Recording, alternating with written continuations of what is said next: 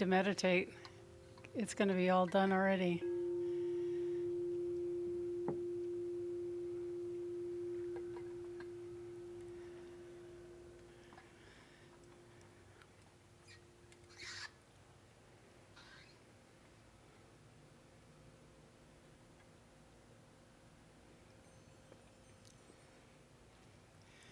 Aloha everyone, and welcome to Whole Brain Living, and welcome everyone online. I'm so glad you could join us. If you are participating online, I have a special favor to ask. Write down this phone number, because if you have questions or comments you'd like to add to the group, you can text my phone, and my lovely tech assistant Sue will read them to me so that we can share them with the group and we can respond to you. The phone number is 707-502-9217. And that's 707-502-9217. How many people are online, Rob? Do you know? Not yet. Okay. Then they don't know that they can call in and participate. But all of you have my phone number now, so I'll just talk to you. I will repeat it. The first thing I would like to do is tell everyone, you might all know this already, but for those in the room, the men's room is closed. The key to the women's room is hanging on the wall in the... It's open? Okay, Angela has opened it. And, pardon me? There are 4 online. Welcome. For those of you who have joined us online, you can participate in the group by texting questions or comments to 707-502-9217. And I'll repeat that again, I guess. So let's just stop and breathe for a minute and settle ourselves right here in this place. Could you go to the next slide, please?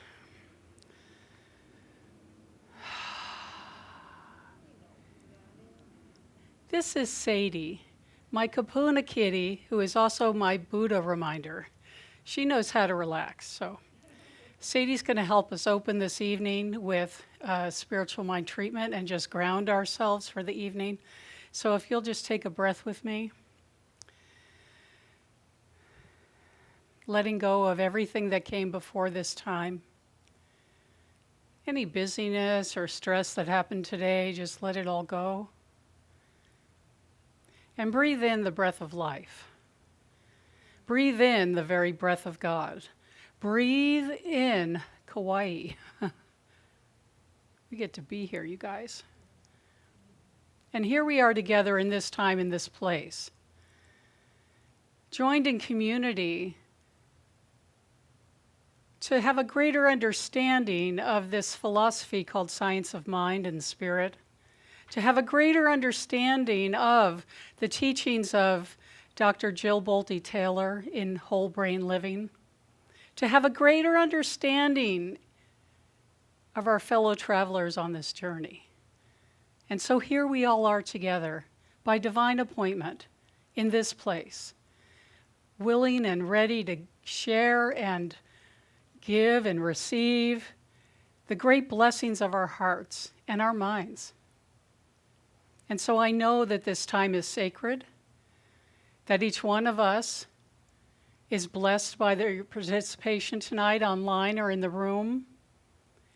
And I give thanks that according to the law of mind and spirit, it all just unfolds perfectly. And so I give thanks for it being done already in the mind of God, and allow it to come forth through me and through each one of us as only Spirit can do. And so it is. Thank you all for being here tonight. We have the power to choose who and how we want to be in the world. Those are Dr. Jill Bolte Taylor's beautiful words. Who and how we want to be in the world.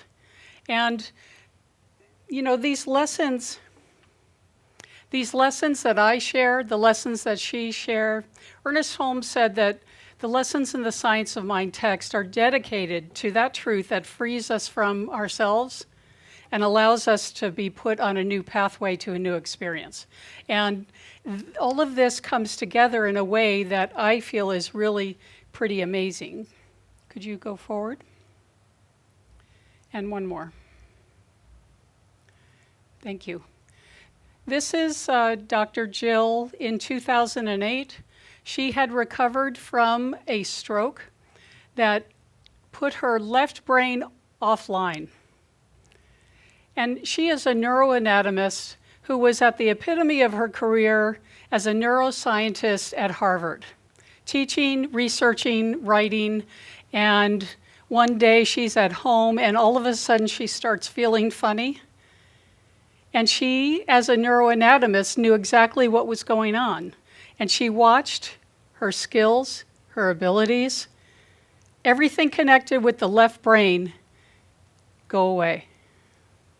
And she was left immersed in the right brain only. The stroke damaged all the tissue in her brain on the left side, and so she couldn't speak. She didn't know herself as an individual.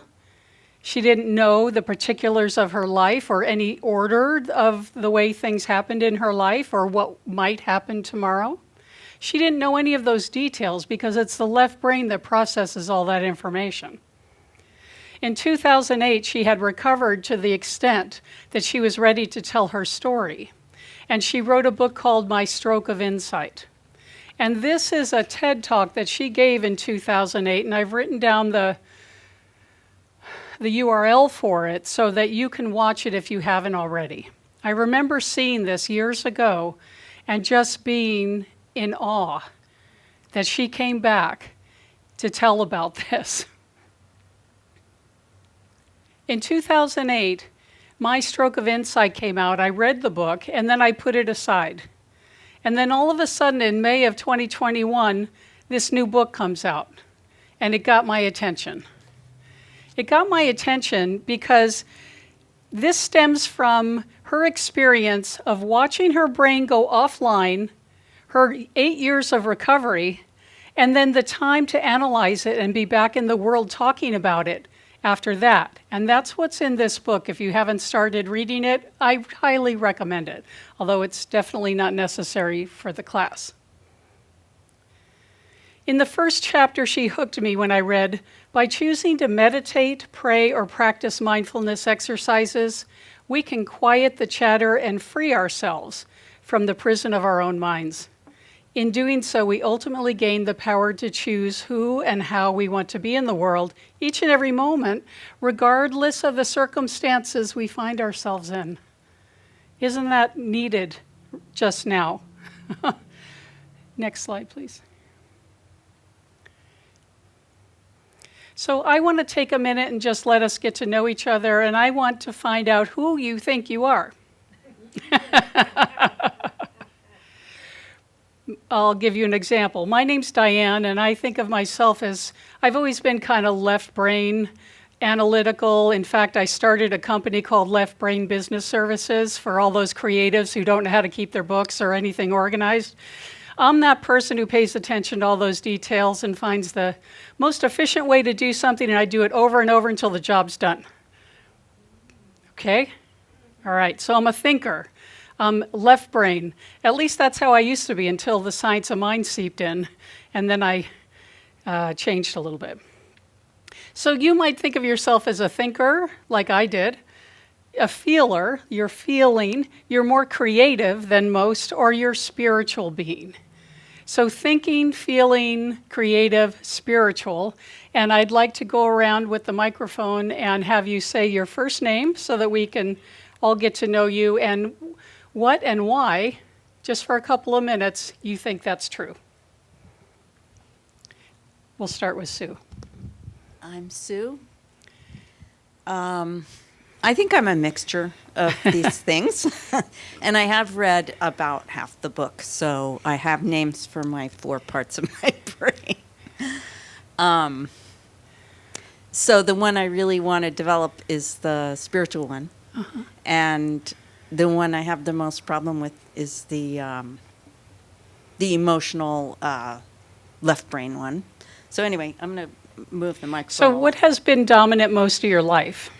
Well, early on, I had to develop the left brain thinking part because that's the family I was in. Okay. But I think that wasn't really my tendency. I'm more a feeling person. Uh-huh. Yeah. Great. Thank you, Yeah. Sue. Hi, I'm Emma, and I'll let you guys not choose, but anyway, my names, I have names for them because I also went through the book. And I was a queen, Emma. Let's not go with your names of your friends yet. But Oh. who have you been? Who I is am dominant? definitely a queen, Emma. Definitely a left brain thinking, number Great, one. great. That Kauai changed into a right brain thinking Emma Grace because that's now my name. Okay. And I hope to be a right brain thinking goddess number 5, which is spiritual. Great, Emma. Thank you. Hi, I'm Gabriella, and I, similar to Emma, was an intellectual, went to very good schools, got graduate degrees, had a responsible job as a college instructor. But then a change started happening sometime in my 40s where I started making art, taking classes, and found out that I'm a visual person. I'm a visual. I can see everything in my mind when I'm talking about it. And so that was kind of surprising to kind of switch because my old colleagues in Berkeley are still the left wing. They're interesting people, and I love to be with them. But, you know, I've expanded my life in a different direction. Yeah. Let's put it that way. Thank you, Gabriella. Leslie. Let's not forget Leslie in the back there. I don't know there's anybody Oh. back there. And Angela, if she's there. Okay. She's hiding out. I'm Leslie, and I would say I'm definitely a feeling person, always have been. I mean, I went to college, so I got the thinking part going, but definitely a feeler. That's a really good point that a lot of us, we can do all the parts. And we'll talk about that. We can do all 4 characters really well, but generally there's one dominant. Okay. Rob, would you like to chime in after Beth? I'm too busy.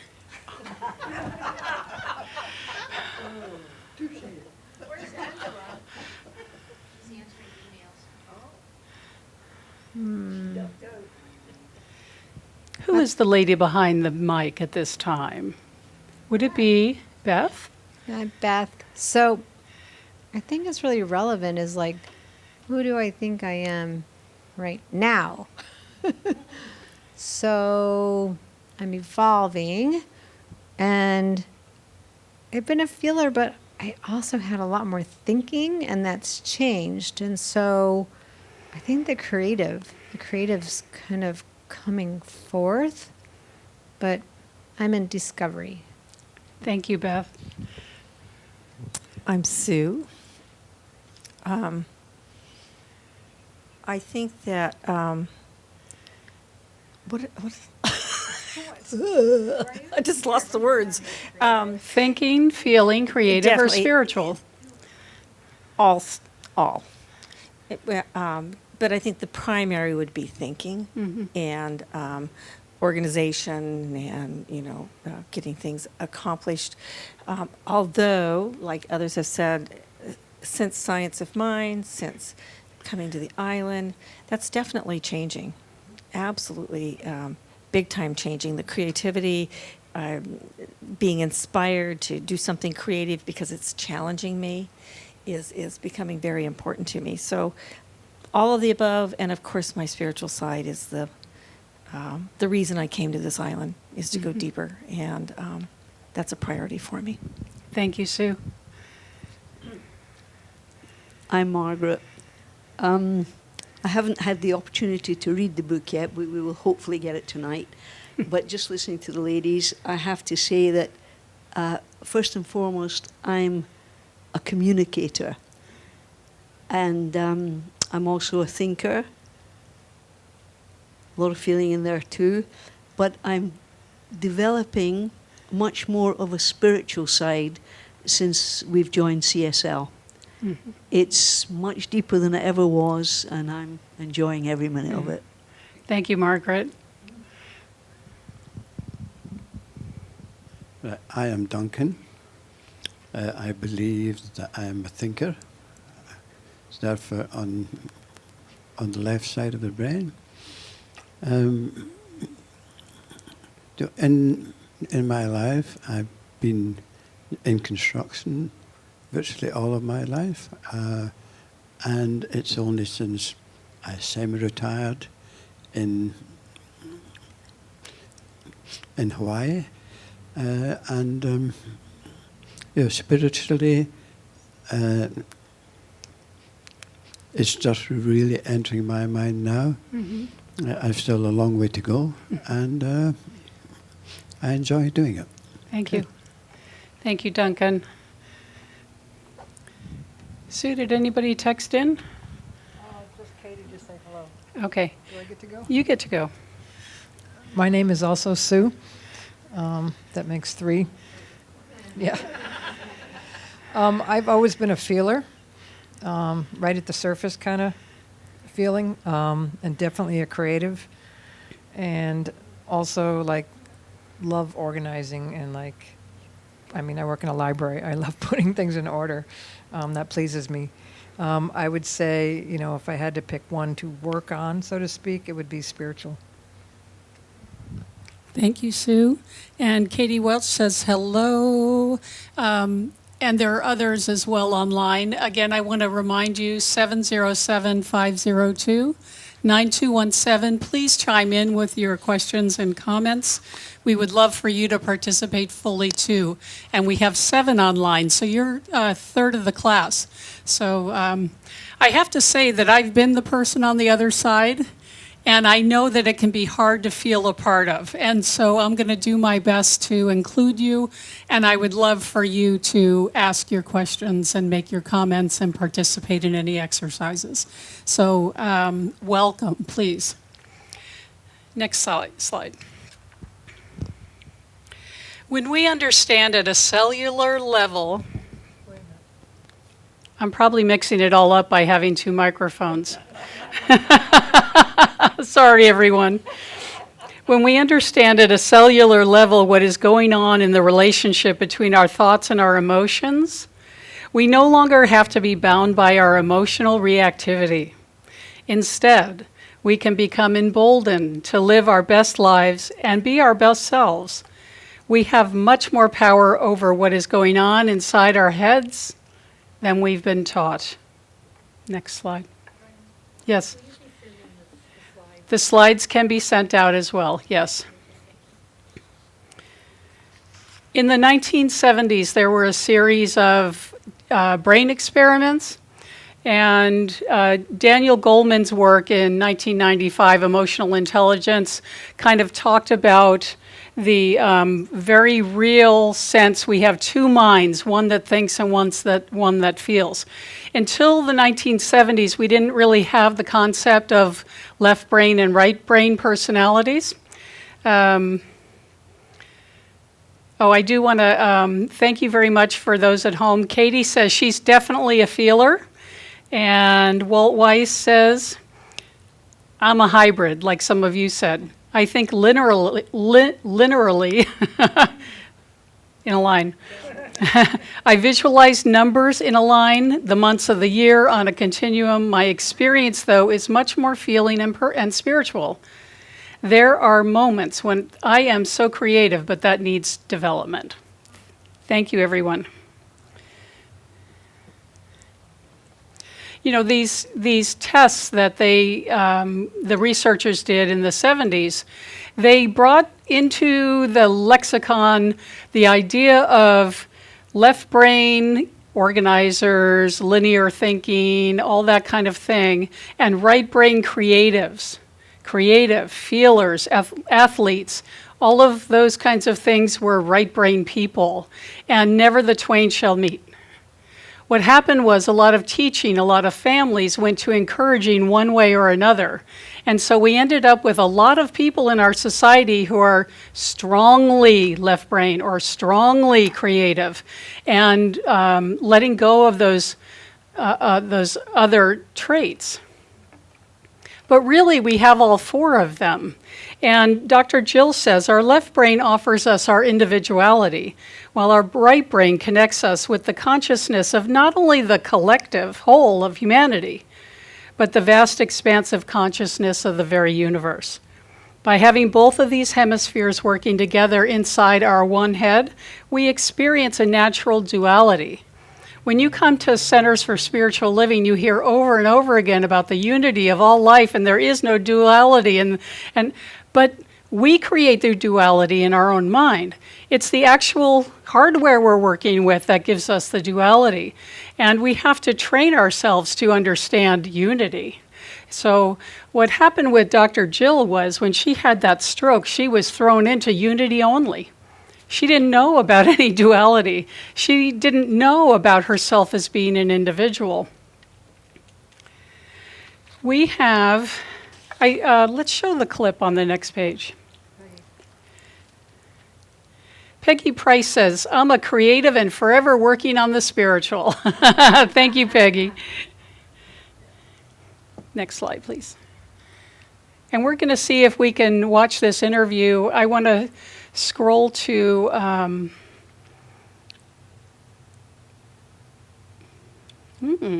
are we going to play that?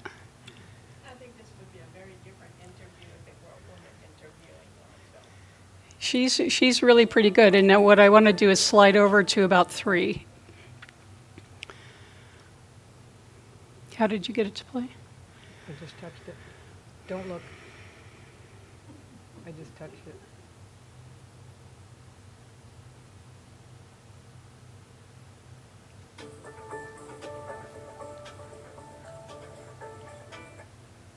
Okay, so it's not going to let me cue it up at the right time, so we're going to watch the first 3 minutes of his interview, which is fine. He's got a great last name. Great last name.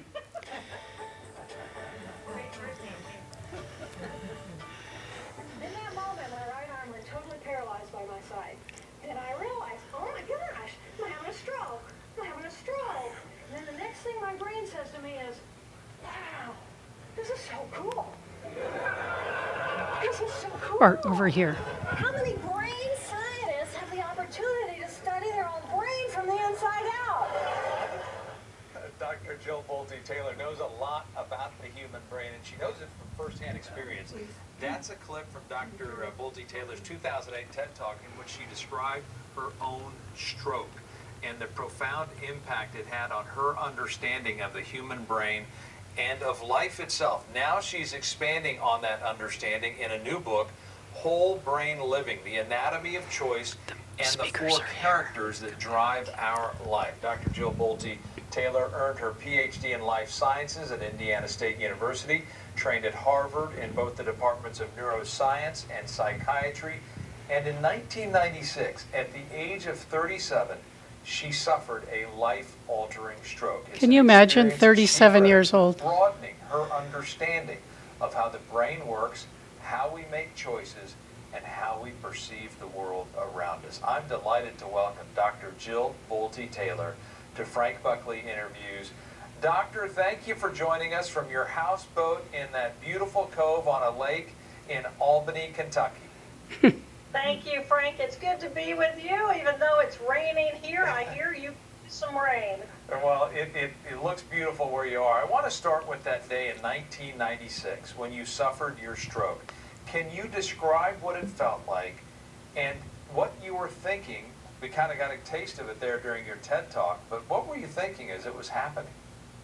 Well, in the beginning, of course, I'm a neuroanatomist, so I study the anatomy of the brain. I'm not a neurologist who treats people with stroke.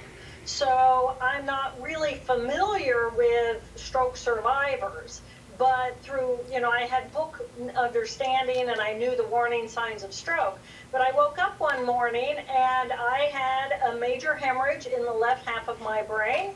I experienced a major headache And then over the course of the next 4 hours, I watched my brain through the eyes of a scientist who thinks in terms of which cells communicate with which cells in order to give us each ability. I watched my brain go offline circuit by circuit by circuit, so I couldn't hear clearly, I couldn't see clearly, I had no language. Eventually my right arm went paralyzed, and it was a dramatic experience and an amazing experience through the eyes of a scientist. Yeah, and let's get into that. You mentioned the circuits, and we'll get into the circuitry in a moment, but I want to talk about the sort of the anatomy of the brain. This thing that we all have inside our skull is so complex and fascinating.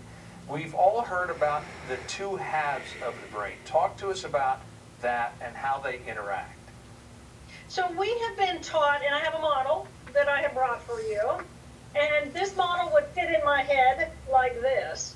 And the brain is divided into two hemispheres that divide into a right hemisphere and a left hemisphere. And the right hemisphere is processing information in the present moment.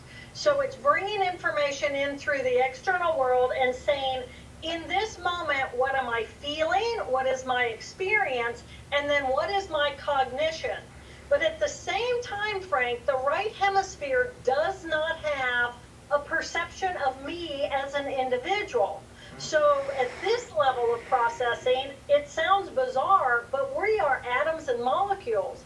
And the only reason why we know where we begin and where we end, the only reason I know that this face is my face and these glasses are not my face, is because we have cells in that left hemisphere that define the boundaries of my body as an individual.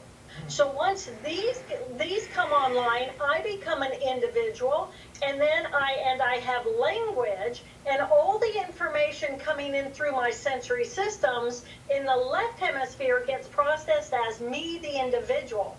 So here I am in my left brain, the individual. Here I am, the right brain, literally as big as the universe, having intuition and wisdom, bringing in the bigger context picture of how do I, my left brain, fit inside the bigger picture of all that is. Okay. And on the morning of my hemorrhage, I lost my individuality.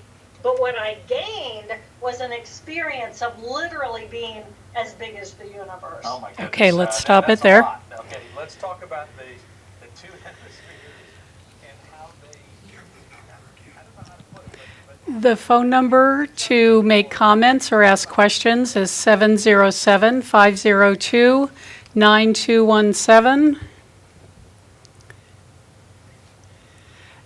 That just floored me when I watched that for the first time. And I saw that if I could shift to from my left to my right on a more regular basis, I would have a greater understanding of all that is and myself in relation to that. Ernest Holmes has talked about this. The mystics before Ernest Holmes have talked about this. He said, there is no such thing as your mind, my mind, and God's mind. There is only capital mind, capital M-I-N-D, mind, in which we all live and have our very being. So what does that mean? Let's think about God as if God was energy waves, okay? Say God is just the energy that's out there. If we could tune our radio to those radio waves that are out there, then we could tune in to God. We could tune in to God because look at this. This is really hard to do. This is my right brain and this is my left brain, and I can't figure out why. Right brain. Right brain, number 4, are actually cells that are programmed just to connect with God, just to connect with all that is. So it's not my mind, or maybe it's my left brain that needs to connect with my right brain in the thinking part, before we can actually connect to God. And what I had noticed just in 20 plus years of being around Science of Mind is we're a bunch of intellectuals. And when we introduced ourselves, the majority of people said, I'm a thinker, I'm a thinker, I'm a thinker. I'm moving towards spirituality, which is still the thinker, by the way. We'll get into those 4 characters in more depth. But what if we knew that there was only one mind and we were using it? This brain isn't our mind. Our mind isn't contained within our brain. Our mind is God. And we tap into it. We tune our station to it. We connect with it through this apparatus that's in our body to connect with that one mind and to use it and to think with it and to be an expression of God in the world. That's what it means to be an expression of God in the world. Each one of us was born with these cells in our right brain, back here somewhere, that receive the voice of God, that receive the energy. Up here? Right. Yeah, because it goes whoosh, over the top. There's a video where she talks about how, the reptilian brain is our brain stem. And she goes like this, yeah? And then she says mammals, all our little fuzzy buddies, they have these 2 brains. They have right and left hemisphere. But there you have the feelers, the emotions. They have the emotional part. So all of our animal buddies have the reptilian brain plus the emotional part. And so do we. But when humans evolved, this thing happened. Another part of the brain, the mammalian, got added on top of the mammalian brain, and it's the human cortex. And it's like, I'm sorry, Sadie Lou, my little Kupuna kitty doesn't know about God because she doesn't have that thing in her brain that allows her to connect with the mind of God. But we do. Oh my God. I don't know if anybody else is floored by that, but I got God bumps. It's that ever-changing thing called evolution that has brought us from a place of having a reptilian brain, a mammalian brain, a human brain, and now we can connect with God. We can connect with all that is. So, what we're going to do in part of our training with this class and well beyond is learn how to move from the left brain to the right brain, from the feeling to the thinking, so that we can connect with God at will, so that we can show up in the world being who and how we want to be in the world, and not our sometimes reactive selves. Do any of you have techniques that you use? Welcome, Sharon. Techniques that you use to move from your left to your right brain. Can you think of anything that you can use to... Well, I would say basically it's breathing, intentional breathing, and following my breath. Intense breathing? Intentional. Oh, okay.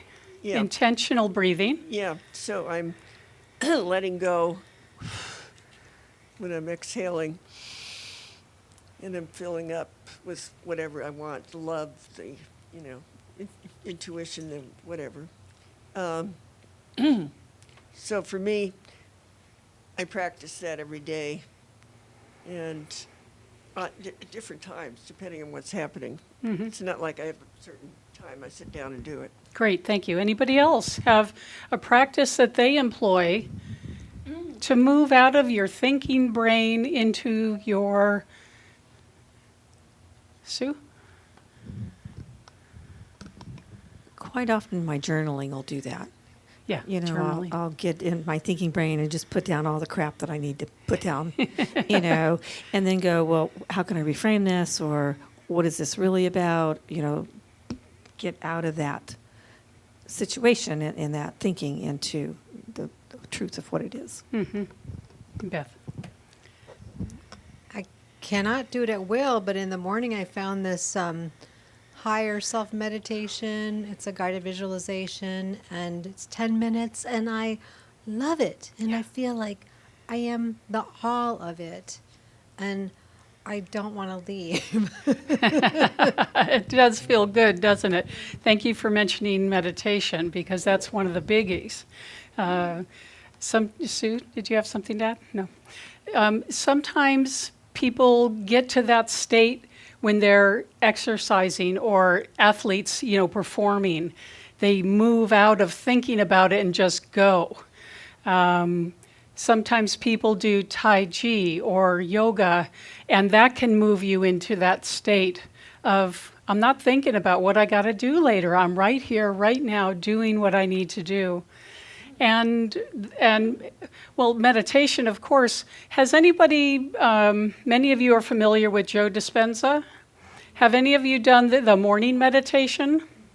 Okay. The morning meditation is a good example of moving us through the parts of the brain, or the characters of our brain, as Dr. Jill would call it.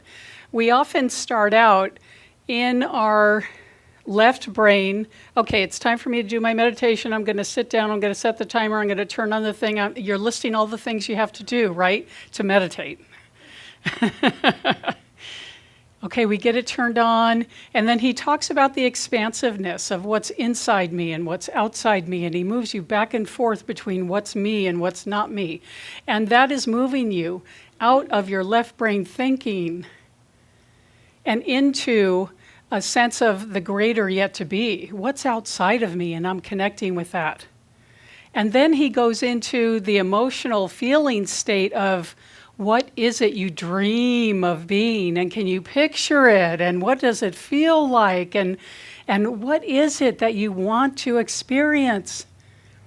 We're in character 3 now, maybe even in, and then he says, what is it you never want to do again that doesn't serve your greater dream? Number 2, that's the little number 2 who's like, I hate it when that happens, and it always happens to me, and why is everybody always doing this to me?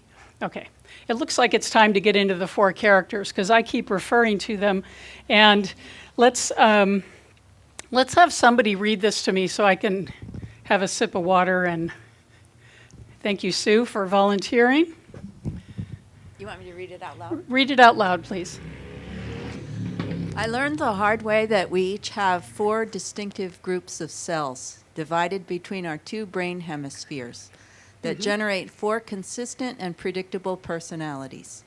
Neuroanatomically, these 4 groups of cells make up the left and right thinking centers of our higher cerebral cortex, as well as our left and right emotional centers of our lower limbic system. Collectively, I call these personalities the 4 characters. Getting to know them inside of your brain is a ticket to freedom. Thank you, Sue.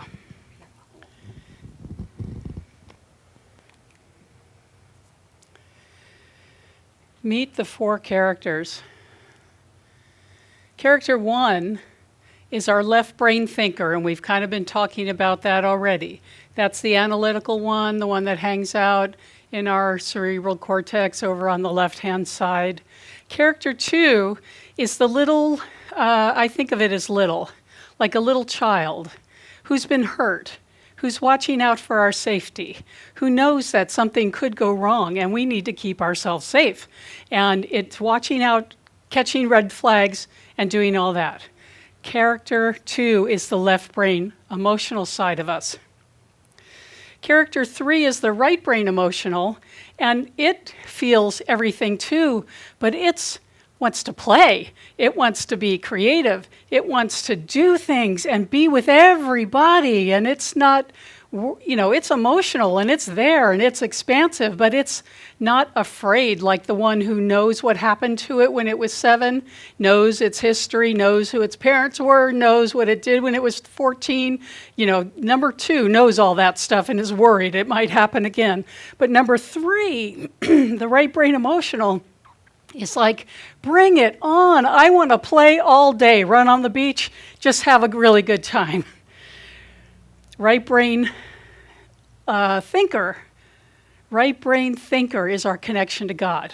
That's where our spirituality blossoms.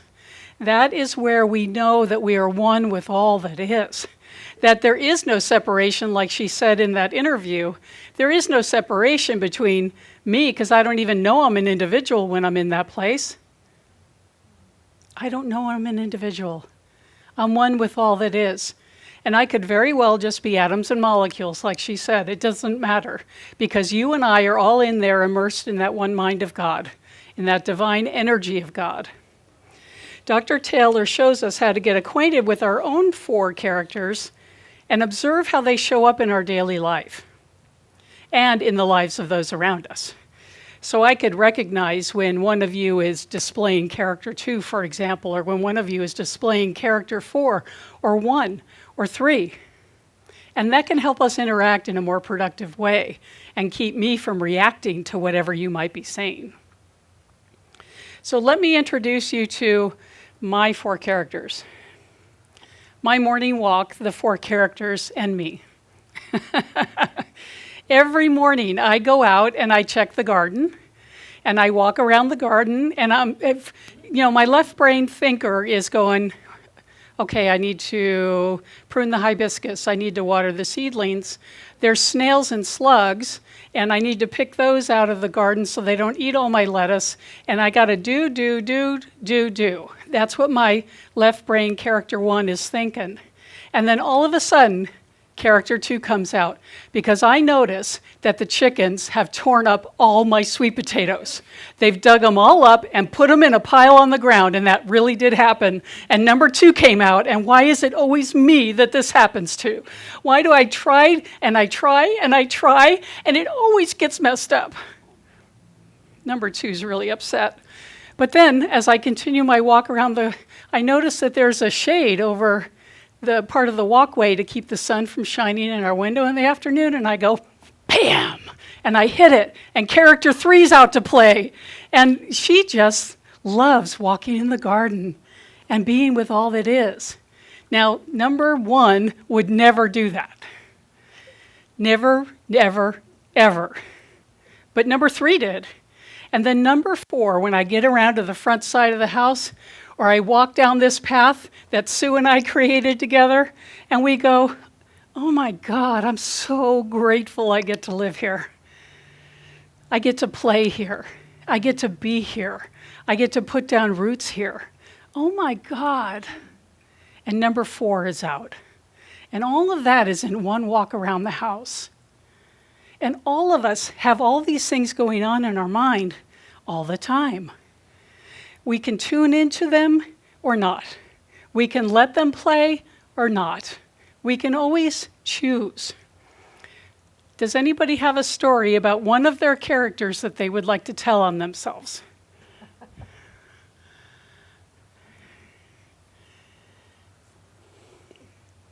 Nobody?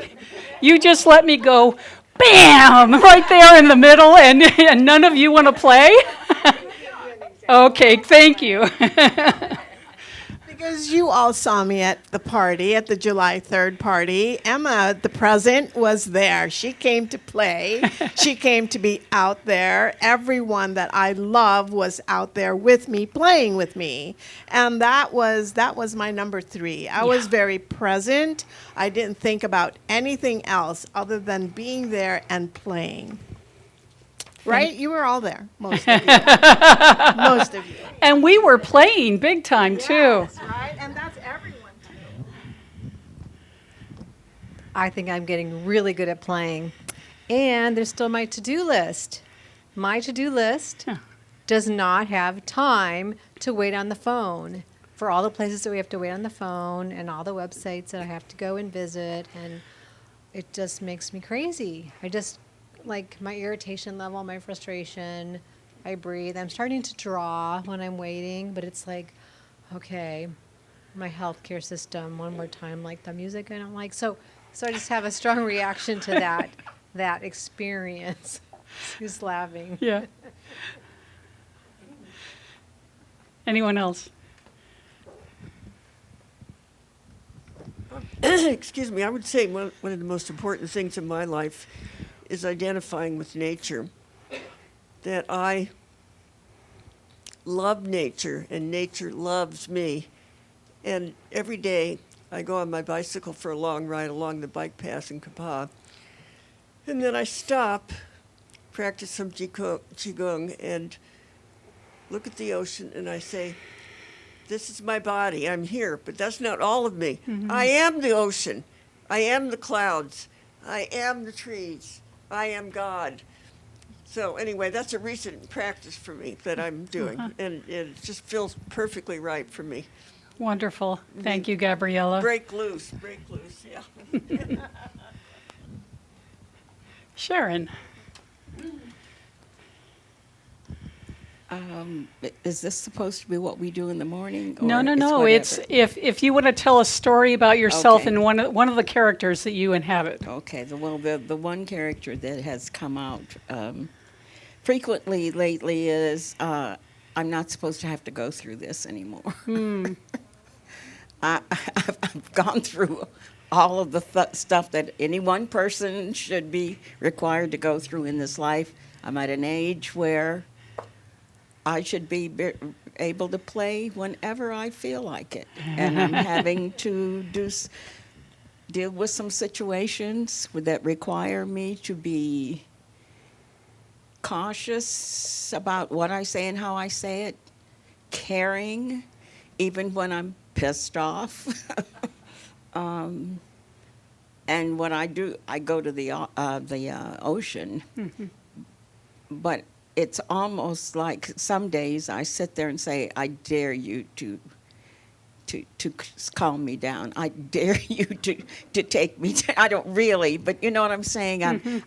Instead of actively participating in the shift from one part of my brain to the other, I'm sitting there saying, okay, Shazam, it's supposed to be, I'm here, I'm at the ocean, and it's supposed to be okay. I usually get there, but I don't help it out a lot. Yeah. I'm realizing, just listening to what you're just sharing, I haven't been helping it much. So number 2 has been alive and well in your experience. Yeah, that can be tough.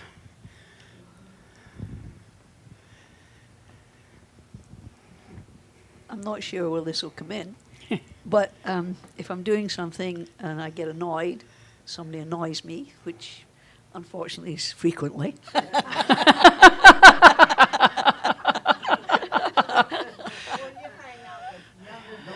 Oh, yeah. And I think to myself, I can't get out of this right now. What am I going to do? And I doodle. I just doodle. Doodle. Yep. And I doodle, and I doodle, and I get lost in the doodling. And then suddenly I'm not thinking about what's annoyed me again. I'm now away happy doing whatever I want to do. It's just a small thing, but I didn't actually realize until we're talking now that I was moving myself out of that situation. That's wonderful. So you're putting yourself in character 3 to get out of 1 or 2 intentionally. And what a wonderful thing that is that we can do this. Sue, did you still want to share something? I recently had a falling out, shall we say, with a family member, and recently, like a month ago, and I've been so dealing with my character too since then. It's really a challenge because I want to give this little person a chance, to have her feelings and work through it. But, I can't let that just run my life all the time. I have to function.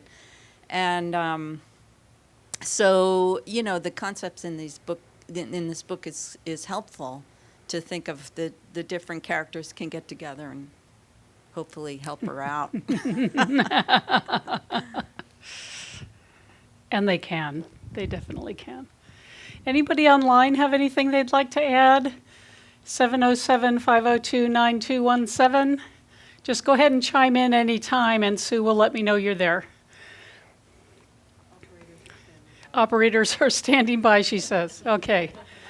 Does anybody need a break? Are you guys doing okay? Do you need to get up and stretch or anything? You doing good?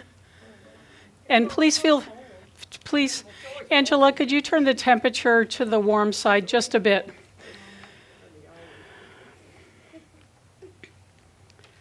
Okay. So we have one more clip, but we want to show it at 16 minutes. I'm not sure how we're going to be able to do that. Let's see. Maybe if we stop the presentation. Go here.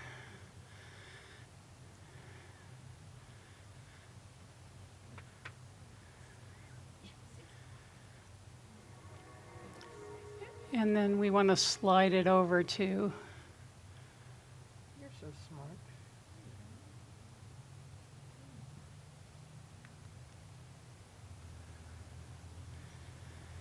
hey, I figured that out. In the room, and I thought, Oh, darn. Okay, so you can just look at my slides for a minute then. Mike needs to be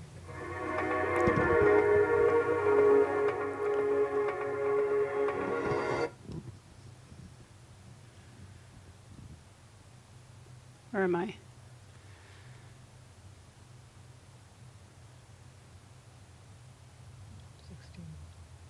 I'll just stop there. campus, and I said, but the fact of the matter is we have 2 amygdala, and we have 2 hippocampi, and there was this audible gasp in the room, and I thought, Leave it like they it is, know we Sue. have 1, but they don't know we have 2. And what that means is they think they have 1 emotional system. And that's why nothing makes sense, because you can't have 1 system in conflict with itself. You have to have 2 separate things in order to be binary, in order to have conflict. And so then it was like, oh my gosh, if the world understood that we have we were taught the right brain is emotional, the left brain is rational. And that's not true at all. Both of our hemispheres have an emotional group of cells, groups of the limbic system. And then each of the hemispheres has thinking tissue. It just so happens that the left thinking tissue is the rational mind that relates to the external world. So that means we have 4 different modules of cells. Left thinking, left emotion, right thinking. They're separate from one another, and they create different skill sets. But on top of different skill sets, what I realized when I was recovering the left emotion and the left thinking groups of my brain after the stroke was that they had personalities. They had characters. And it was like, oh my gosh, we have these 4 very distinct characters inside of our brain based on the anatomy. And there is not a good psychological paradigm that relates to the anatomy of the brain. And it's like, well, why not? I mean, the psychology comes from the anatomy. So if we think about the anatomy of the brain, what can we learn and what assumptions can we make and how can we better differentiate who and what we are as human beings based on the anatomy of the brain? And so that's why I wrote this book. Wow. Makes so much sense because when I think of... Okay, let's go back. There were only 5, 10... Oh, okay. So this is supposed to be a blank slide. So now we're going to play. Any questions about what she was just saying? I forgot to ask that after the last. Let's use the mic so the folks at home can hear. I'm super experienced in using the Myers-Briggs, and she mentions that. And the question that came to my mind is that I went to a workshop once where they talked about the research about mapping the brain with MRI.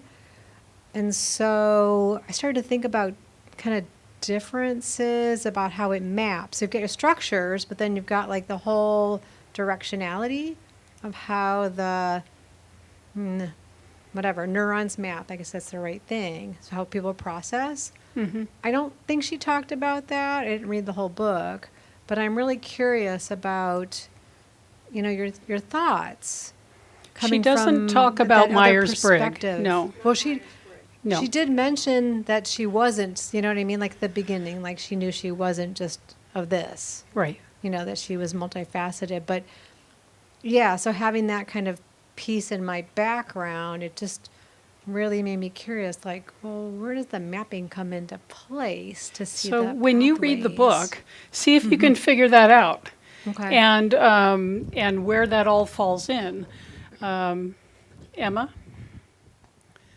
There's actually I've heard her quite a few in some of the podcasts where she's interviewed by different people, and she mentions that this four characters reflect the Jungian theories, and basically there is a personality test that is based on that, and I don't think it's the Myers-Briggs, but it's the one that has, but they do it in colors. They do it red for the blue for the intelligence, the red, the yellow, the green being your spiritual, your connection to nature. It was more nature rather than God, but it's around. And Rob, my ex, used to do that and has that test and gave it. And I took one of the tests as part of getting into a company. They're using personality tests as a way to understand whether you fit into that category of work. Nice. Imagine, does that help, Beth? Well, it's not in the four colors, but actually, I think those things are kind of unethical for hiring, just FYI. I don't know. I just know that they did it. Okay, let's not talk off the mic.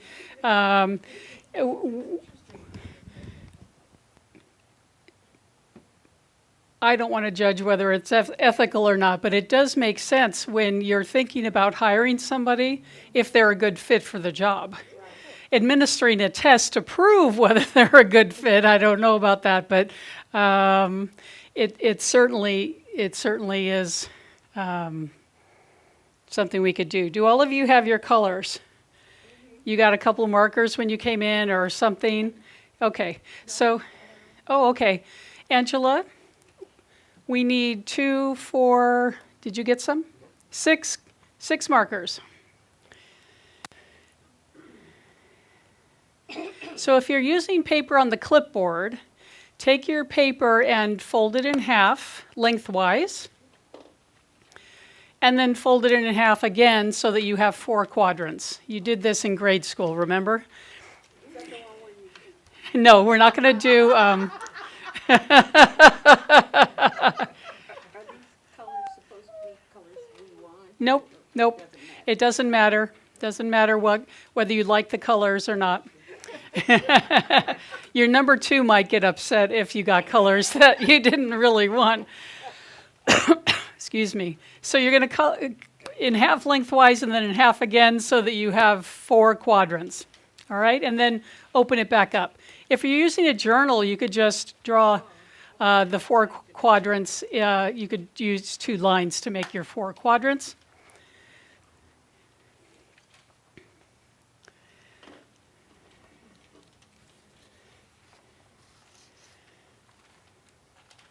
The upper left-hand corner is character 1. Okay?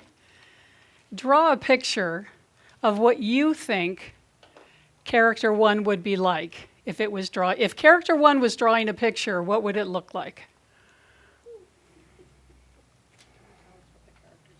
Character 1 is left brain thinking.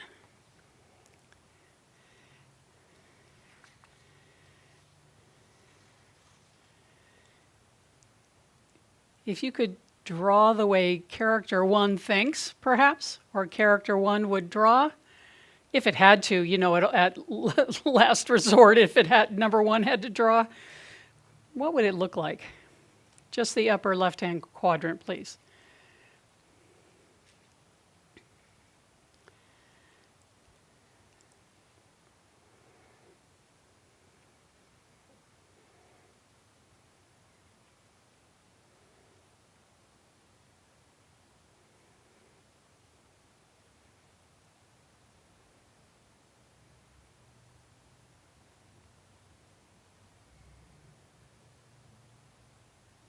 Does anybody need more time?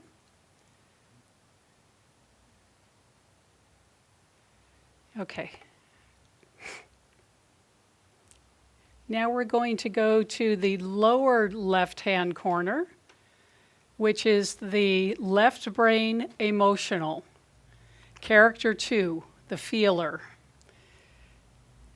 The feeler that knows its history, that knows itself as an individual, that wants to keep us safe.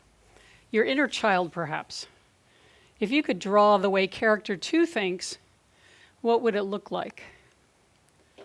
Take a minute to draw a little picture in the lower left-hand quadrant.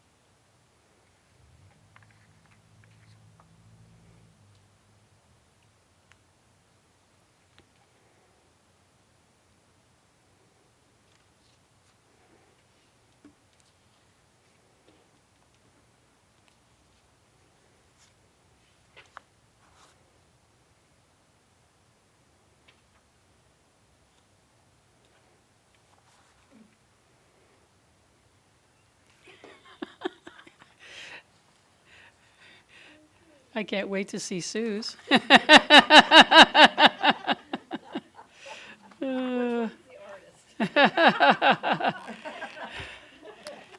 Okay, this is number 3.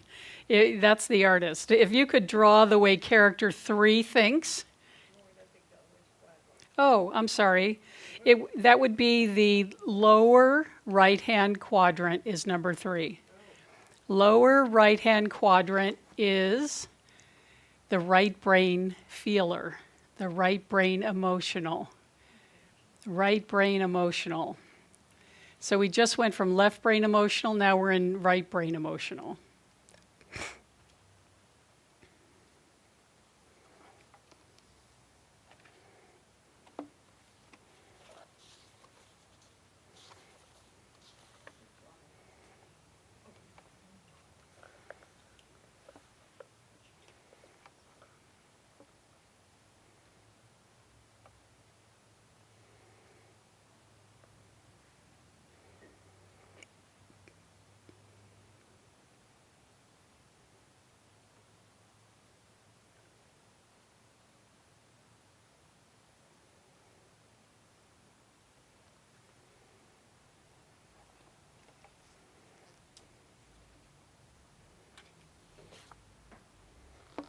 And then our last one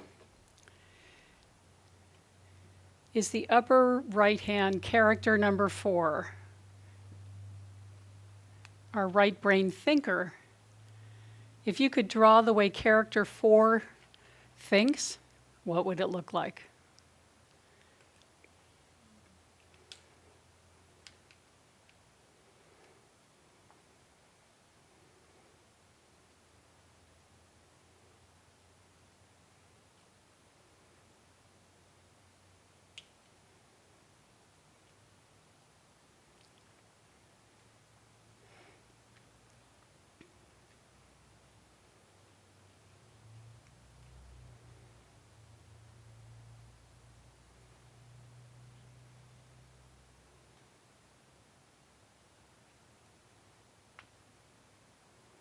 How are we doing at home online? Are you guys playing too?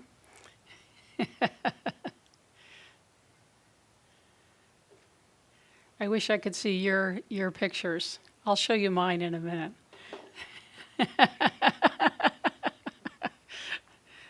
We have giggles erupting in the corner.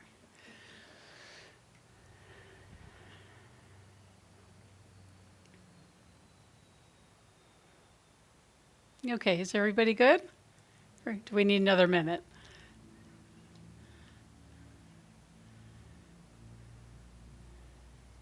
Okay.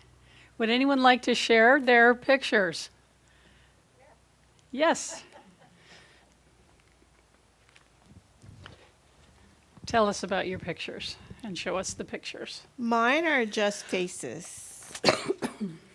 their faces, and this one is thinking, and it's got a list: 1, 2, 3, 4, 5, 6. And character 2 is got a sour face, and it's saying, "I'm afraid." And character 3 has a happy face, and it says, "Let's go play." And number 4 says, and it has a halo, "I am one with the divine energy." Ah, wonderful. Yes, yes. Would anyone else like to? Sue would like to show hers off. Stand up, please. I think I copied Emma. So character number 1 is a very serious face wearing glasses. 1, 2, 3, 4, 5, 6, 7, 8, 9, 10. Character 2 has a not happy face. And it says, "I don't like this. It's not fair. Why can't they do it right? Nah, nah, nah, nah, nah." Character 3 is like a sort of a happy face thing, and actually I drew several eyes and like at least 3, and there's lines coming out of the head, and it says, "I love everyone. Isn't life perfect?" Character 4 is even more ethereal and light glowing everywhere around the face, and it says, "I am God right here, right now. No body, just thoughts." Nice. Thank you, Sue. And I never got my crayons. Oh, okay. All right. You won't need crayons anymore tonight, little Sue. We're going to do a Sue Fest here. Okay. So, number 1 was a math page: 1 + 1 = 2, 2 + 2 = 4, and then very linear, equal, balanced boxes and thinking wing.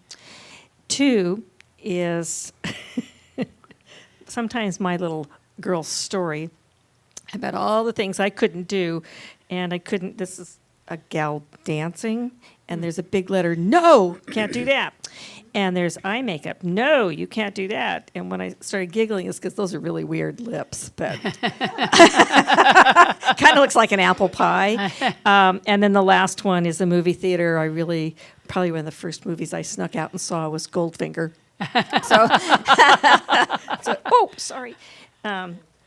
So that's the no, they can't do it. The play, I tried to draw a palm tree and the ocean and a hiking stick, because that's what I love to do, is be out in nature on this amazing, beautiful island. And number 4, I drew hearts that are all interconnected. And then I drew the science of mind teaching symbol, because that is the spiritual side of me. Not that this is a religion or anything, but that's the side that I want to develop as my spiritual. Well, never mind. Number 2 just showed up. Anyone in the back want to share yours with the group? Okay, thank you, everybody. Sue, could you go to the next slide? There's mine. Very, very, very linear. And then number 2 has the crayons out, but it's like anger and feeling and emotion. And then I think I got them backwards. Number 3 is at the top right corner. See, now number 1 just chimed in and said I did it wrong. And number 2 is saying, "You're always yelling at me because I did it wrong." Okay, upper right-hand corner is my number 3. And those are colors that I hardly ever choose, especially to put together. And it was just, I found that with my Apple pen, I could go like this. And it made those cool blue things. And then I could go, and then I could do, and it was just playing. And number 4 knows that this is how I doodle, by the way. When I doodle, it's in triangles. And somebody will probably tell me after this class what that means, because I have no idea. But I doodle in crayons, and it means the connection of all things. Everything, it's a thinking brain. so I see the connections and I know there are connections, but and of course it's purple because I think of purple as a spiritual color. Yes, Sharon, let me. As you can see, though, the reason I asked that question about the colors, because it was difficult for me to use these colors to convey who the character that I was trying to convey. Yes. And to just cross out what the color expresses in my mind. Very difficult. Well, yeah, but when you did yours, I you used the chose colors your I wanted, didn't I? You chose your colors, and for me, it made it very difficult Okay. to express. I just thought I'd throw that out there. Thank you for letting me know that. We have, that my thinker used a black pen and drew lines, and number 2 used a red crayon, which would probably go in the library book and on the wall. And then number 3, I don't know who that is, because my creativity is low in my expression. I express through cooking and gardening, but I don't do art. And so, this is like, I had no idea what was going to come out. I did pretty good. Thank you. But this I'm very comfortable with, the connecting triangles, and yeah, that worked really easily for me. Any comments from online, by the way? 2 of our participants are participating.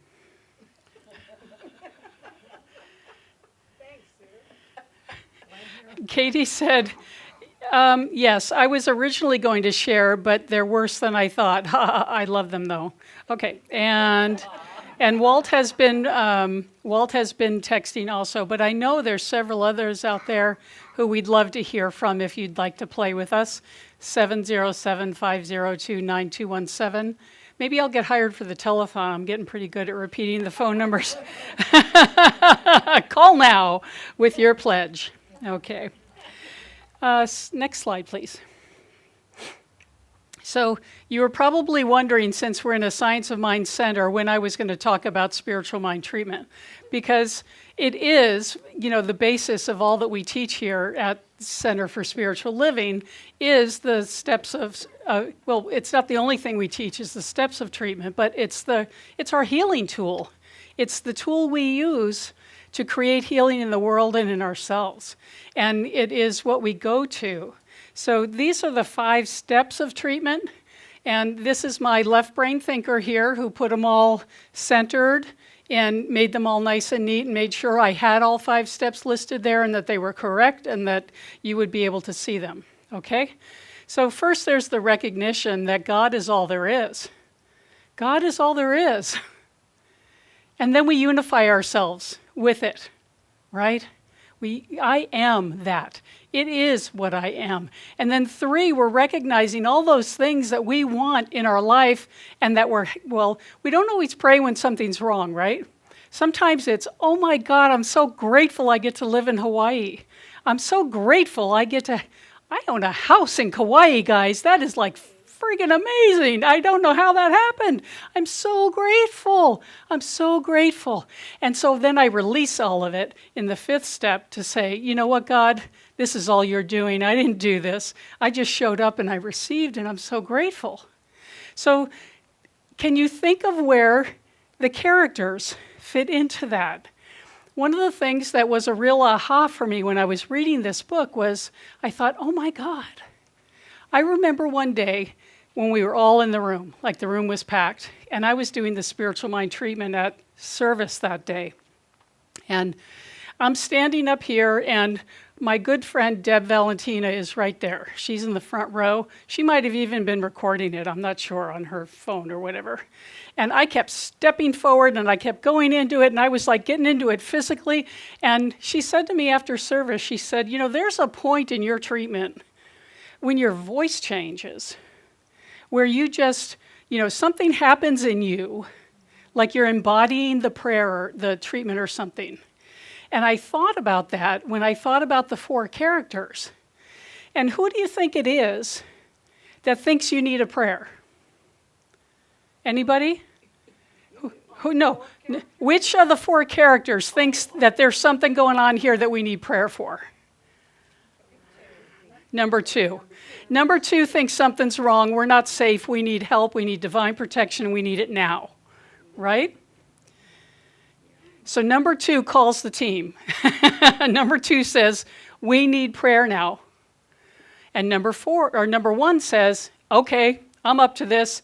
I know the 5 steps. I can go through them. I know that there is recognition, unification, realization, gratitude, and release. I know the 5 steps, and I'm going to do them in order, and I'm going to do it right. Okay? So number 1, number 2 is the one asking for prayer. Number 1 starts the prayer. Okay? I know that God is all there is. It's in and through everything, seen and unseen. I recognize that God is right here where we are. Number 2, okay, it's time for number 2. Go into number 2. Unification. I am one with it. Right where I am, God is. It's breathing me. It's in and through me. It is what I am. And by the time I get through with number 2, I'm starting to move into realization and expanding into character 3. Okay? I'm expanding into character 3 where I'm not paying attention really to what I'm saying anymore because I've left my left brain and moved into my right brain. And now it is the creativity of God is welling up within me as I struggle to remember the 4 corners that are necessary in every full-blown treatment for everybody and everything. 4 corners. Money, health, relationships, creativity. Yeah, the one I always forget. Yes.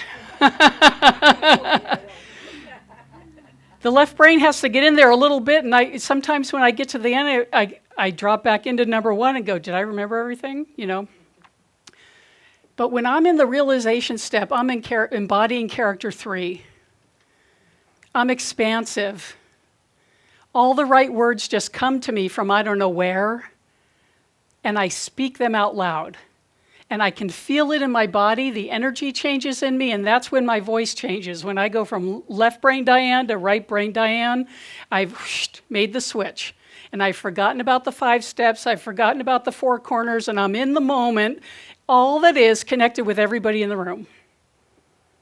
And you can feel it sometimes, can't you? And then I drop into gratitude, and number 4 comes online with releasing the prayer to all that is, knowing that it's already done. There's nothing to do here, guys. Let go. It's all done in the mind of God. The prayer's over, and so it is. And so it is. That. I got a little lost at the numbers because at first we were going in the quadrant. Yeah. Here, wait. To the spiritual mind treatment numbers.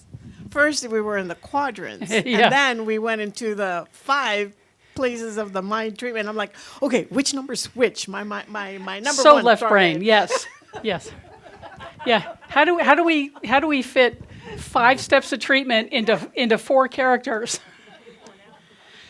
Anybody have any questions about that?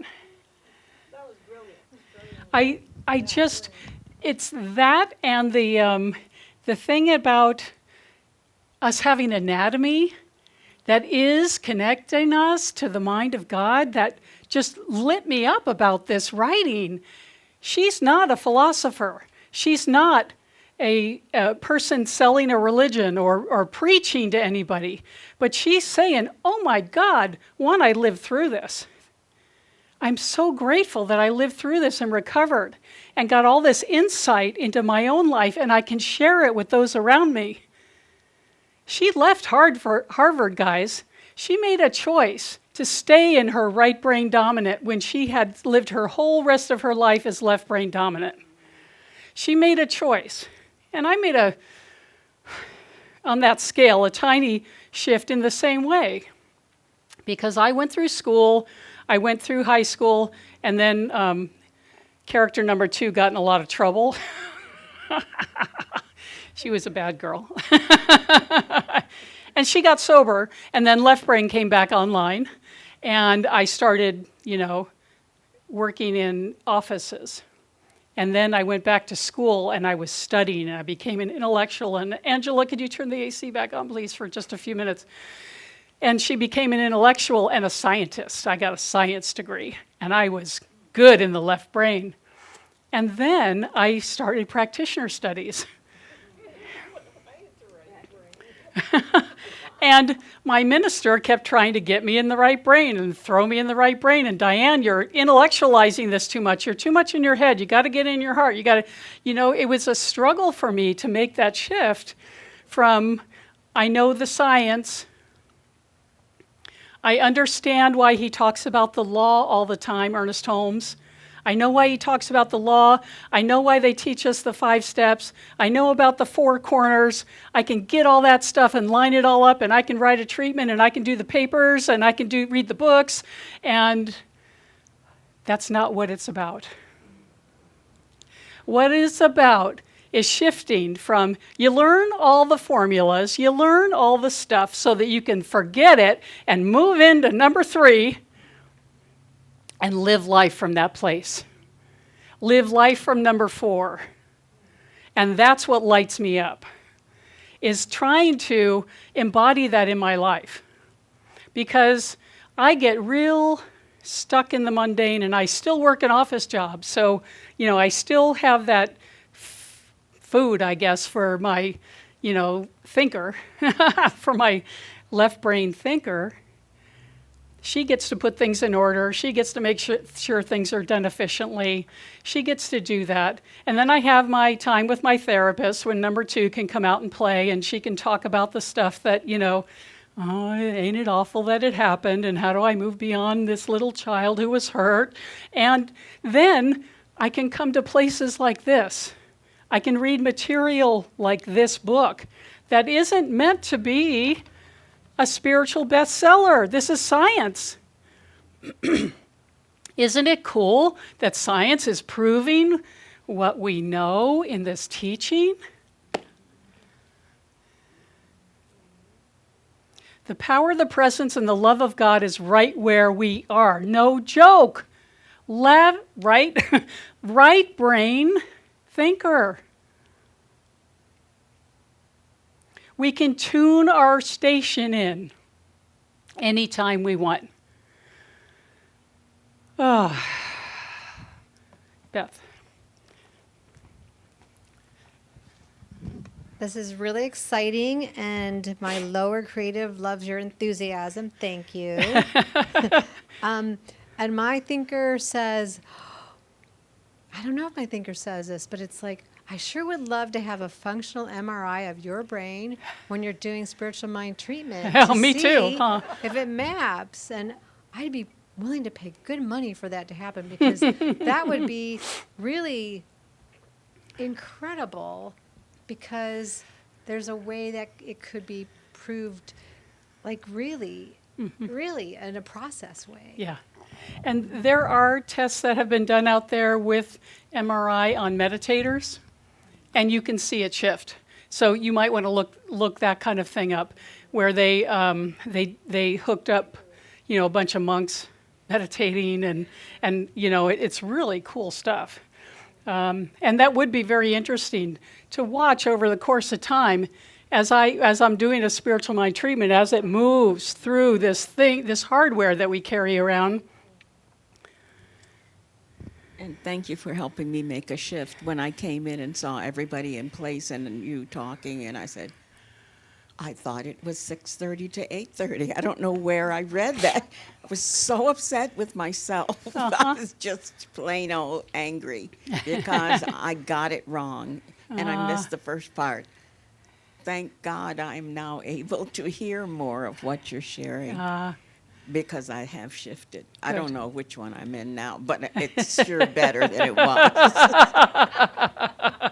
Thank you. Thank you, Sharon. And Sharon, please soothe that part of yourself by knowing that you'll get a link to the presentation and you'll get a link to the slides, and so you can review that at home.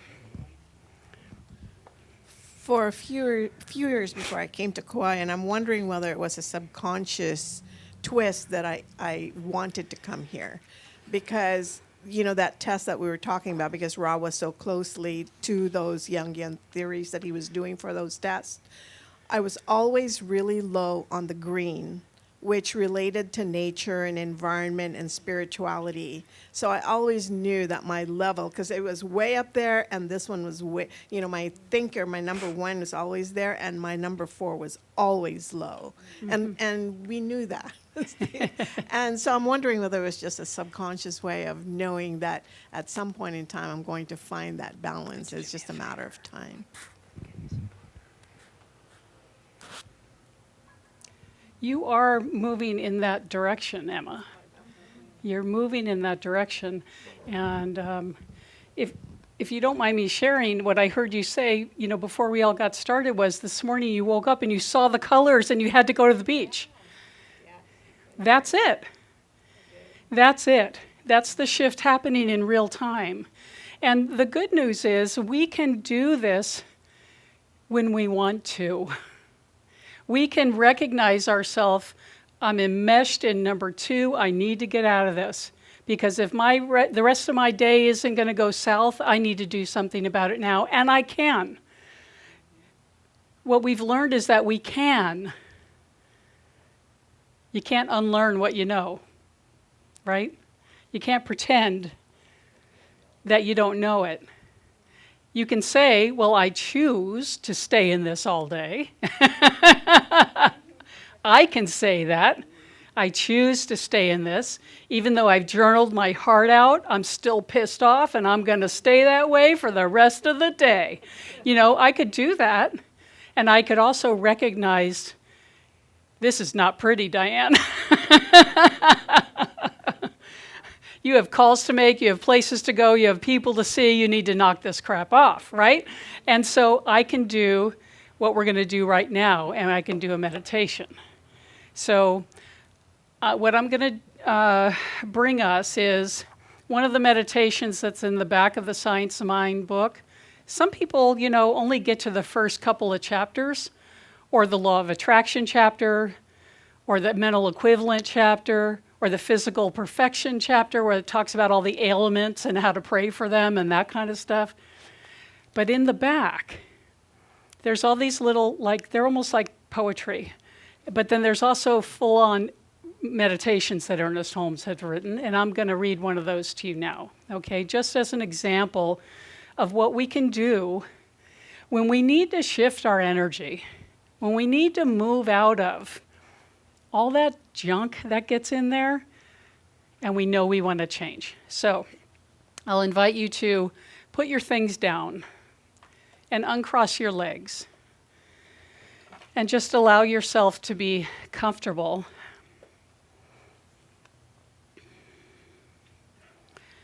And the name of this, it's on page 558 at the bottom. It's called God Restores Me to Perfect Health. But for me, that's mental health as well as physical health, yes? Okay. And if you feel like closing your eyes, you can, but you don't need to for meditation. Just relax into yourself and take a deep breath and a big sigh out and let it all go. The spirit within me is God. That spirit is perfect. That spirit is divine, whole, happy, complete. Spirit of infinite peace is within me, and that peace, poised in perfect life, complete in perfect happiness, that spirit within me is God. It is whole. That wholeness is perfect now. God is an immediate presence and an immediate experience in my mind and soul. And I am conscious of this perfect presence, this divine wisdom, this eternal wholeness. Now I recognize that the principle of life is in me and around me and operates through me. that it has no want, it has no fear, no doubt, and no limitation. There is that within me which guides me to opulence, into success, into harmony and love and beauty and friendship. And it does this in peace, in joy, and in certainty. I let that divine within me, using whatever method it may, restore me to perfect health, perfect happiness and harmony, and bring them into my experience, everything that is good, that is perfect, that is true and successful.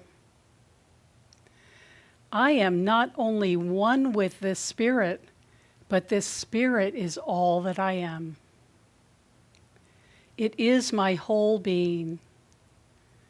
And this divine wisdom is in my thought, causing me to act and move intelligently, to make right choices and to follow right pursuits. There are no problems in this divine wisdom. Therefore, the road is made straight before me. Every obstacle is removed, and I am led, irresistibly led, to the absolute, certain goal of good, of accomplishment, and of success. God restores me to perfect health.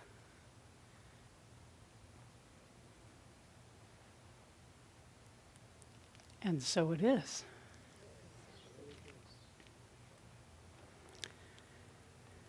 How do we feel? That took like 2 minutes. Yeah? Yeah.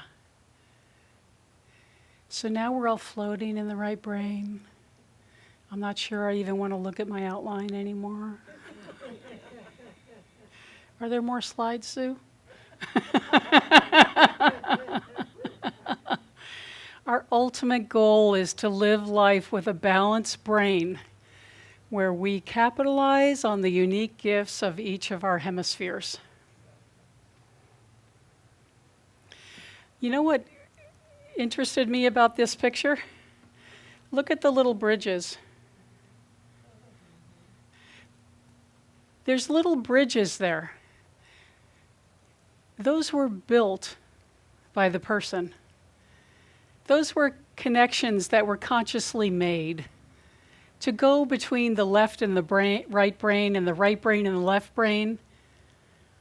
We have all these things in our mind to guide us, to help us, to lead us in the way we should go.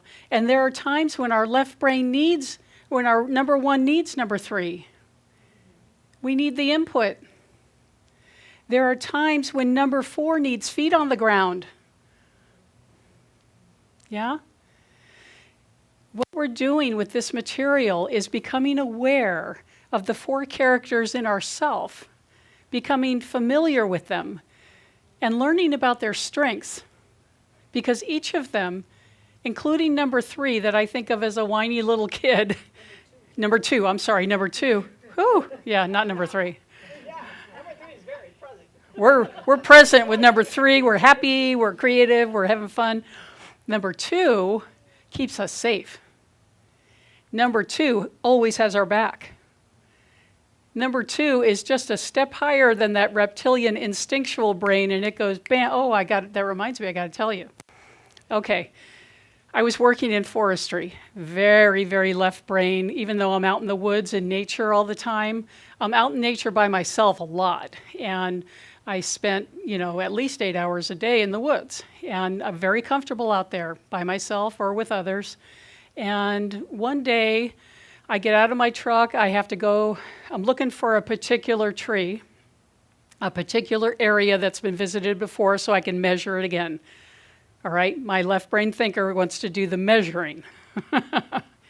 And I notice that there's like this slump in the hill, and I just jump down the hill and I keep going. And all of a sudden, every hair on the back of my neck raises up and I run for the truck. And I have no clue what just happened. It was really scary. I thought I had a panic attack. How am I ever going to work in the woods again if I'm having panic attacks out there?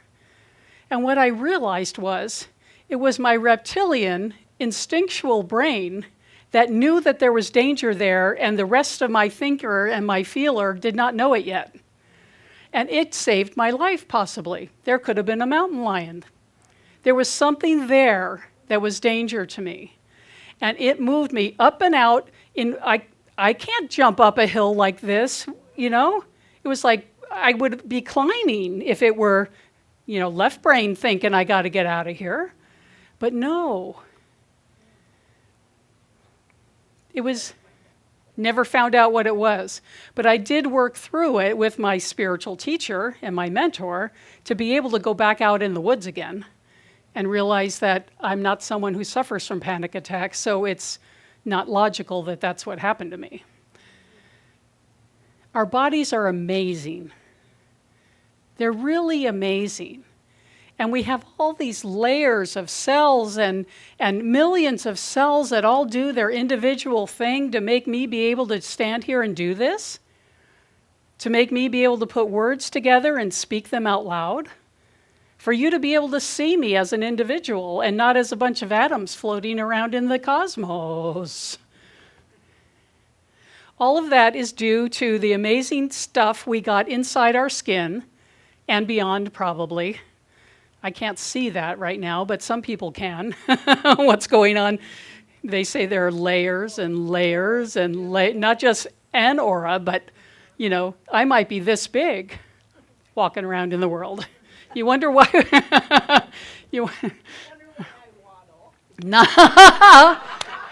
We don't wonder why you waddle. In fact, I have never noticed you waddling. So I won't even say who that was who said it, but some of you at home might be able to guess, you know. Oh my goodness, that's funny. But that's off her Stroke of Insight website. And this quote is also hers. Yeah. All the quotes that don't say who they are from her. Yeah. You know, Dr. Taylor, who probably now goes by Jill when she can, you know, because she's left Harvard. She's left that life of succeeding and having to prove and but she still has that wisdom and that knowledge. And she's gained so many letters. She probably doesn't want any more letters beyond her name because she's already done the, you know, what she had to do to get there. But after her stroke, she was left firmly in her right brain without access to anything that she thought was her. Molecules and cells, atoms floating in the ethers, and somehow she got back. Part of it was her knowledge, and part of it was the dedication of her mother, who helped her heal and helped bring her to all her appointments. But it only, think about a lifetime. It took her 8 years to go from no left brain to being functional again and being able to speak about it. That's amazing. She can now walk and write and use both sides, and yeah. She doesn't remember number two. She has no emotional relation to it. She remembers it, but she has an emotional void. Like two things, for example, when one of the... Let me give you the mic, because what you're saying is very interesting. She said that her number two is really low because she has no emotional connection to things that were important to her in her past. For example, getting her doctoral degree was really important to her, and whenever she would remember it, she had a really loving, like she was really proud of herself. There was an emotional connection. But today, she knows it, but she doesn't have that emotional thing about it. She has an emotional, what she says, emotional void. Mm-hmm. Yeah. Isn't that crazy? Interesting to not have, not have any connection to that. I looked around the house today and I thought, who can I put on my altar at CSL to represent the 4 characters? Because they're all in my home, right? They're all in our homes. Every part of us is represented in our homes. And so I decided that cut crystal is number 1. We won't talk about the flowers. This little guy is full of emotion, little and just wants to be snuggled and cared for. Character 2. This guy looks like number 3 to me.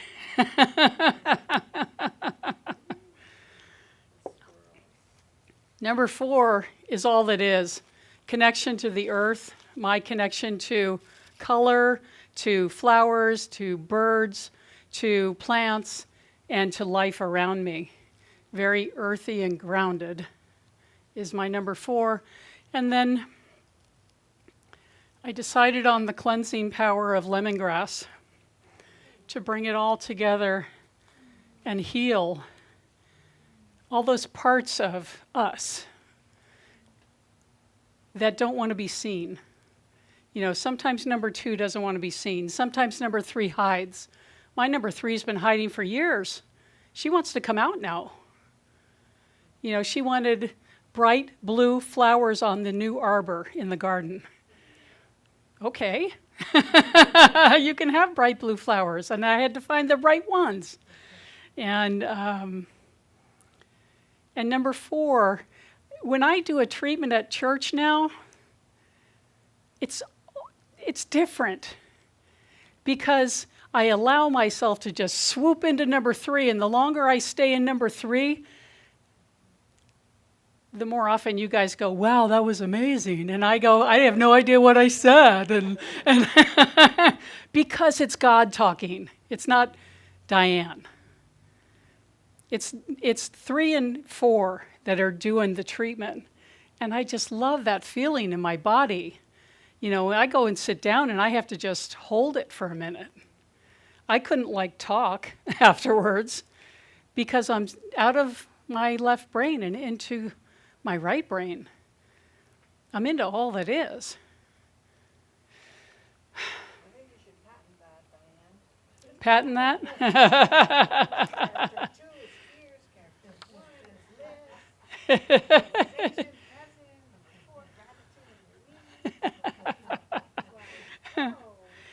I'll think about it. Maybe my character 3 will want to write a book someday. Number 1 doesn't want anything to do with it. I'm done with typing and all that kind of stuff. Yeah, I don't know. Poetry? Oh, no, not poetry. No, that's way too creative. I'm sorry. I'm more likely to knit something than write poetry. Knitting at least has lines and guides and all that. Regulations. When our 4 characters work together and balance one another as a whole brain, we gain a radical new roadmap to a deep inner peace. And that's how we go out into the world. That's how we can take this information and use it out in the world. Next week, we're going to talk about tools you can use to consciously make that shift. In addition to the meditation we did tonight, we're going to talk about some tools that she shares with us and also from our Science of Mind philosophy that allow us to better choose how and who we want to be, who and how we want to be in the world. And we can do that consciously. So that's it for this evening. And does anybody have any questions or comments they'd like to make? We have a little more time that we can be together.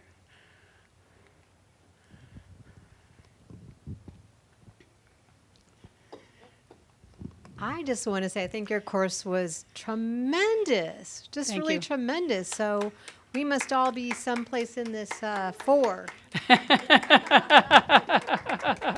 Thank you so much, Beth. Anyone else? Yes. I would also like to say that it's just been fantastic.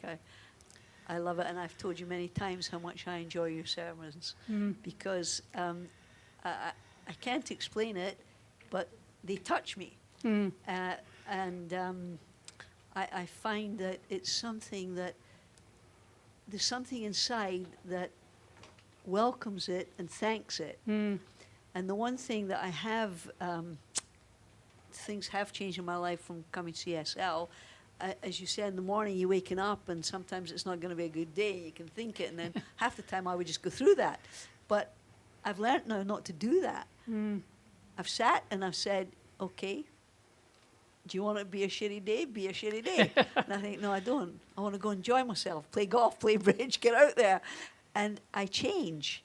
Whereas before, I might have just sat and stewed in that situation. Yeah. So it's been amazing. I mean, it's just been fantastic. And I've met many nice people. Wonderful. Thank you, Margaret. Anyone else? Okay, well, anything online from our friends at home? Just 2 texts from your daughter. Okay. My daughter's not in the class, so I'm not going to read them aloud. Let's do a treatment. If you'll just put everything down and come on in, Angela. Come on in, Leslie. Let's do a prayer treatment together.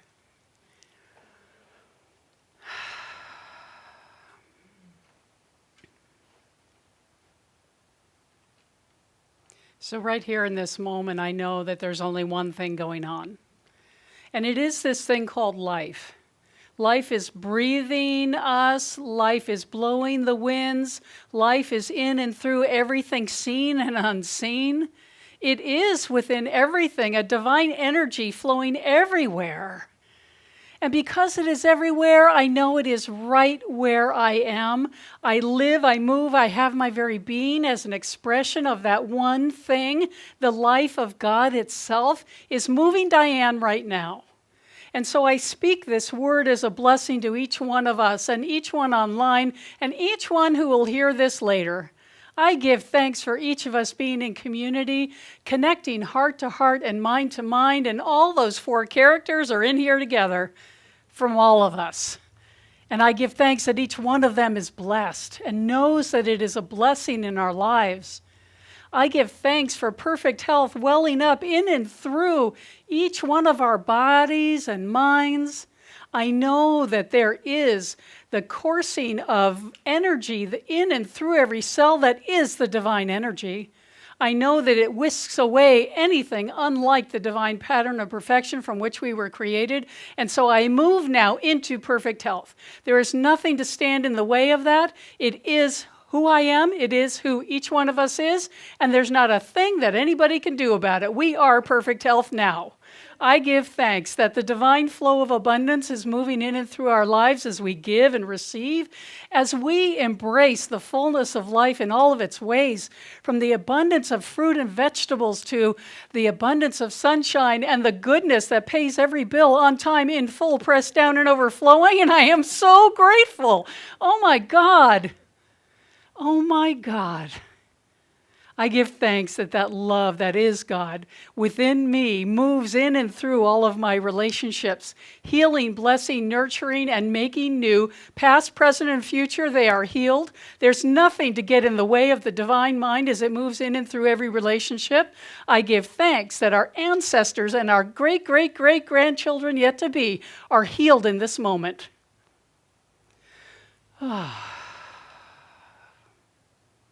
And as that peace sweeps over me, I know that it is the peace of God. It is the well-being of God. It is the divine love of God. It is the creative self-expression of God moving in and through me.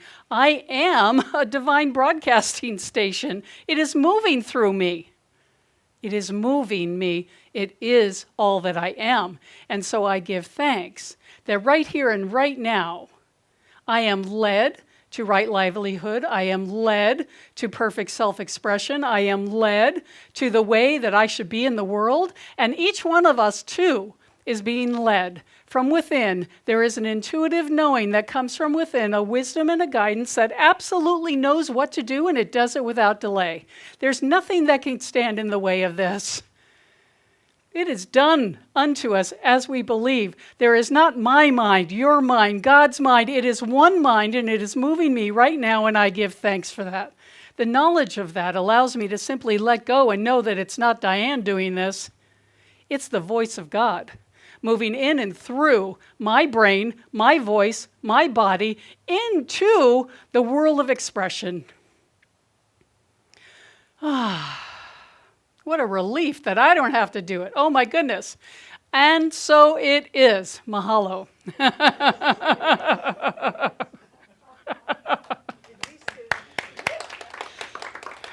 So it is. Thank you all for being here so much. I appreciate you.